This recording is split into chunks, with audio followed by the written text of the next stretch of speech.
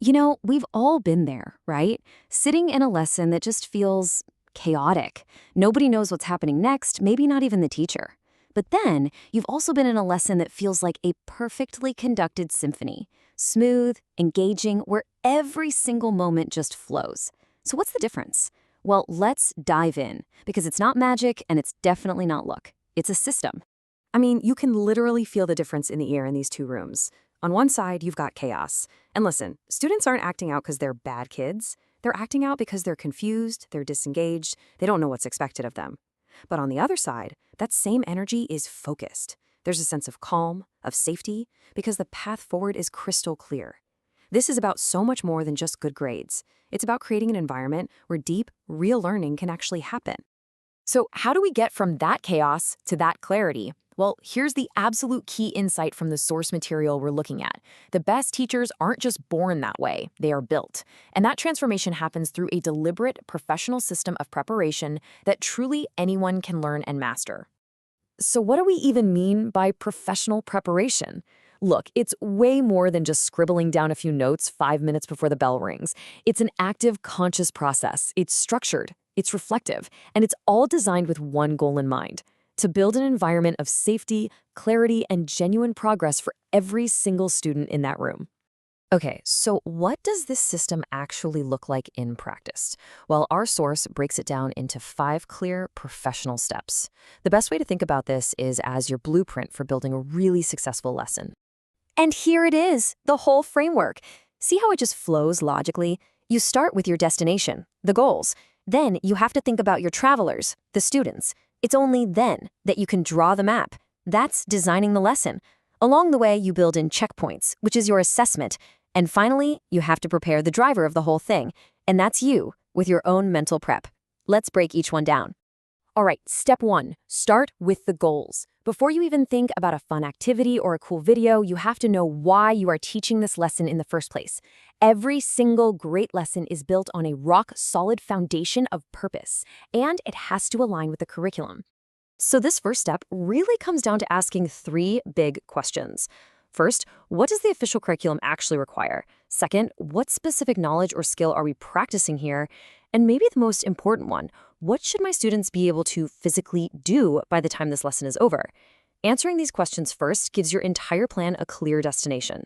So, once you know your destination, you gotta get to know your travelers. Step 2 is all about analyzing the specific students who are gonna be in that classroom. Because let's be real, a lesson that's amazing for one group might totally fall flat with another. This is where you get to be a bit of a detective. What's their starting point? If you're teaching fractions, do they even have a solid handle on division yet? Knowing this stuff lets you plan ahead. You can have some visual aids ready for the students who need the extra support, and you can have a tricky challenge problem up your sleeve for the ones who get it right away. It's all about creating multiple paths to the same destination, so nobody gets left behind and nobody gets bored. Okay, you have your goal and you know your students. Now, and only now, do you actually start designing the lesson itself. This is where you get to map out the journey, from the moment class starts to the moment it ends. And hey, you don't need to reinvent the wheel here. A classic structure works wonders. First step, you need a hook, something to grab their attention and make them care. Then, the presentation, where you clearly deliver the new information. After that comes the most crucial part, the student activity. This is where they get their hands dirty and actually practice what they've learned. And finally, you bring it all home with the recap to tie it all together and make sure that key takeaway really sticks. It's a simple but really powerful rhythm. So you taught the lesson, but did they actually learn it? Step 4 is all about answering that question. Teaching isn't a one-way street where you just talk at people. It's a feedback loop, and you have to constantly check for understanding to help guide the way. And we are not talking about waiting for the big test at the end of the unit. This is about collecting live data right there in the moment. You can scan the room during group work. You can do a quick thumbs up, thumbs down poll. These are your real-time diagnostics. They let you give that immediate, gentle feedback that steers a student back on course before they get totally lost. And that is what makes learning stick. And that brings us to step 5, the one that honestly gets overlooked so often but can absolutely make or break a lesson. This step is all about preparing the most important instrument in the entire classroom, you, the teacher. Your presence, your energy, it sets the tone for everything that follows. So before you even walk through that door, you've got to prepare your own mindset. Be intentional about creating an environment of psychological safety where students know it's okay to make mistakes. In fact, it's part of learning. Your calm, focused leadership is the secret ingredient that makes that safe space possible. So those are the 5 steps. But what does this look like when you put it all together into a real practical plan for an actual class?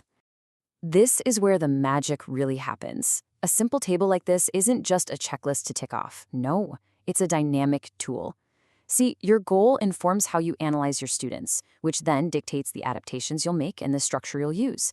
And how you plan to assess them feeds right back into your understanding of those students. It's a continuous loop, a living document that pulls all 5 steps into one single, powerful plan. Now look, following this process, it takes effort. There's no doubt about that.